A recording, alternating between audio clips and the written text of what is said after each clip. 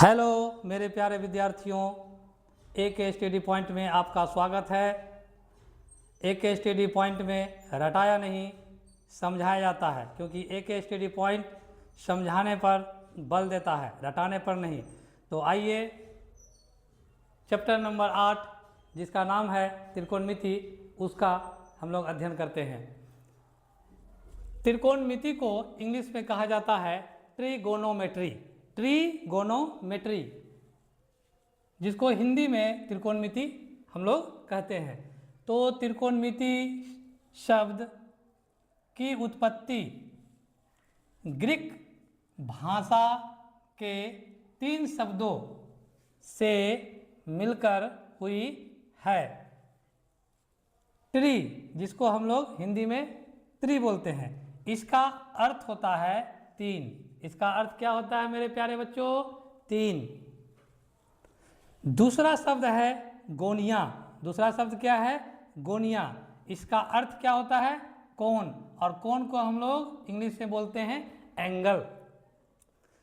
तीसरा शब्द है मेट्रोन, जिसको हिंदी में हम लोग बोलते हैं मिति। इसका अर्थ होता है माप, और माप को हम लोग इंग्लिश में बोलते हैं मेजर। ठीक है। त्रिकोणमिति का शाब्दिक अर्थ त्रिभुज की तीनों भुजाओं और कोणों का मापन होता है। कहने का मतलब ये हुआ कि गणित की वह शाखा जिसमें त्रिभुज की भुजाओं और उनके बीच के कोणों के संबंधों का अध्ययन किया जाता है, उसे त्रिकोणमिति कहा जाता है। तो ये तो बेसिक है, हर बच्चा को ये आना ही चाहिए। अब आइए जो समझने का चीज़ है मेन, उसको समझते हैं। तो मेरे प्यारे बच्चों, 2 समकोण त्रिभुज बनाया गया है और दोनों का नाम सेम है।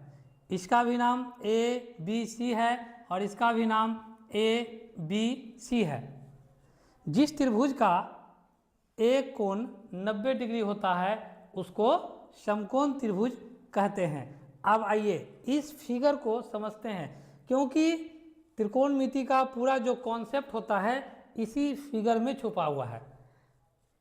तो आप देख रहे हैं 90 डिग्री, और 90 डिग्री के सामने में कौन सा भुजा है? AC। हमने यहाँ पर क्या बताया है आपको कि 90 डिग्री के सामने वाला भुजा कर्ण होता है। तो 90 डिग्री के सामने वाला भुजा का नाम क्या है? AC। वो क्या हो गया? कर्ण। उसको हिंदी में बोलते हैं कर्ण और इंग्लिश में बोलते हैं हाइपोटेनस, जिसको H द्वारा निरूपित किया जाता है। दूसरा चीज आपको क्या समझाया गया है कि थीटा के सामने वाला भुजा लंब को हम लोग क्या बोलते हैं? परपेंडिकुलर, जिसको P द्वारा सूचित किया जाता है। तो थीटा के सामने वाला भुजा क्या हो गया? P हो गया। तो थीटा के सामने में कौन सा भुजा है? AB। तो ये आप समझ गए, सेम फिगर है, लेकिन यहाँ पे देखिए एंगल C जो है थीटा है, लेकिन यहाँ पर क्या है? एंगल A थीटा है। दोनों में अंतर है। ऊपर से देखिए थीटा के सामने वाला भुजा P और 90 के सामने वाला भुजा H हो गया। यहाँ पर जो है 90 के सामने वाला भुजा H और थीटा के सामने का भुजा P हो गया। ये दोनों फिगर को आपको समझना पड़ेगा भली भांति से, क्योंकि इसके बिना त्रिकोणमिति का कोई भी सवाल आप नहीं बना सकते हैं। त्रिकोणमिति का कोई भी सवाल को अच्छा तरीका से समझने के लिए, बनाने के लिए, उसका कॉन्सेप्ट को समझने के लिए इस दोनों फिगर का अध्ययन करना पड़ेगा। तो अब देखिए फिर से एक बार हम आपको समझाने का प्रयास करते हैं। हमने यहाँ लिखा है कि 90 डिग्री के सामने वाला भुजा कर्ण होता है। 90 डिग्री यहाँ पर है एंगल B। तो 90 के सामने में कौन सा भुजा है? AC। तो उसका नाम क्या होगा? कर्ण। और कर्ण को हम लोग हाइपोटेनस कहते हैं, जिसको अंग्रेजी का एक लेटर एच होता है उसी के द्वारा निरूपित किया जाता है। थीटा के सामने वाला भुजा ए बी है, उसको हम लोग क्या कहेंगे, पी, मतलब परपेंडिकुलर, जिसको हम लोग हिंदी में लंब कहते हैं।